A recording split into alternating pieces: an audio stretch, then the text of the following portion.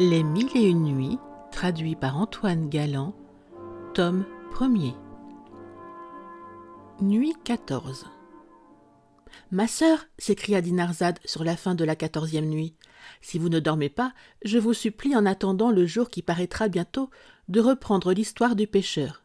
Vous en êtes demeuré à l'endroit où le roi grec soutient l'innocence du médecin Douban et prend si fortement son parti. Je m'en souviens, répondit Scheherazade, vous allez entendre la suite. Sire, continua-t-elle, en adressant toujours la parole à Schahriar, ce que le roi grec venait de dire touchant le roi Sindbad piqua la curiosité du vizir qui lui dit « Sire, je supplie votre majesté de me pardonner si j'ai la hardiesse de lui demander ce que le vizir du roi Sindbad dit à son maître pour le détourner de faire mourir le prince son fils. » Le roi grec eut la complaisance de le satisfaire. Ce vizir, répondit-il, après avoir représenté au roi Sindbad que sur l'accusation d'une belle-mère il devait craindre de faire une action dont il pût se repentir, lui conta cette histoire. Histoire du mari et du perroquet. Un bonhomme avait une belle femme qu'il aimait avec tant de passion qu'il ne la perdait de vue que le moins qu'il pouvait. Un jour, que des affaires pressantes l'obligeaient à s'éloigner d'elle, il alla dans un endroit où l'on vendait toutes sortes d'oiseaux.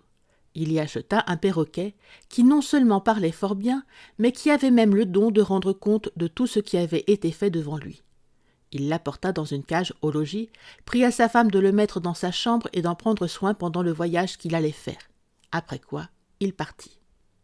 À son retour, il ne manqua pas d'interroger le perroquet sur ce qui s'était passé durant son absence.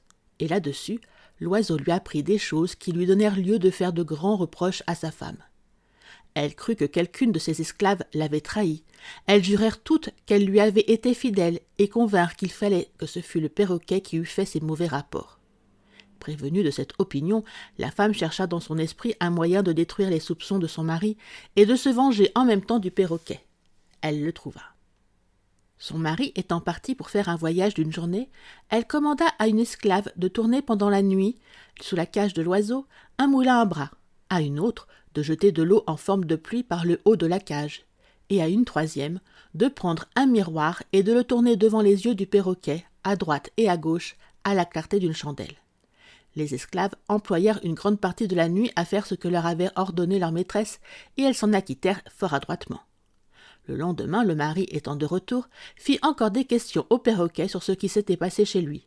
L'oiseau lui répondit « Mon maître, les éclairs, le tonnerre et la pluie m'ont tellement incommodé toute la nuit que je ne puis vous dire ce que j'en ai souffert. » Le mari, qui savait fort bien qu'il n'avait ni plu ni tonné cette nuit-là, demeura persuadé que le perroquet, ne disant pas la vérité en cela, ne la lui avait pas dite aussi au sujet de sa femme. C'est pourquoi, de dépit, l'ayant tiré de sa cage, il le jeta si rudement contre terre qu'il le tua. Néanmoins, dans la suite, il apprit de ses voisins que le pauvre perroquet ne lui avait pas menti en lui parlant de la conduite de sa femme, ce qui fut cause qu'il se repentit de l'avoir tué. Là s'arrêta Scheherazade, parce qu'elle s'aperçut qu'il était jour. Tout ce que vous nous racontez, ma sœur, dit Dinarzade, est si varié que rien ne me paraît plus agréable. Je voudrais continuer de vous divertir, répondit Scheherazade, mais je ne sais si le sultan, mon maître, m'en donnera le temps. Schahriar, qui ne prenait pas moins de plaisir que Dinarzade à entendre la sultane, se leva et passa la journée sans ordonner au vizir de la faire mourir.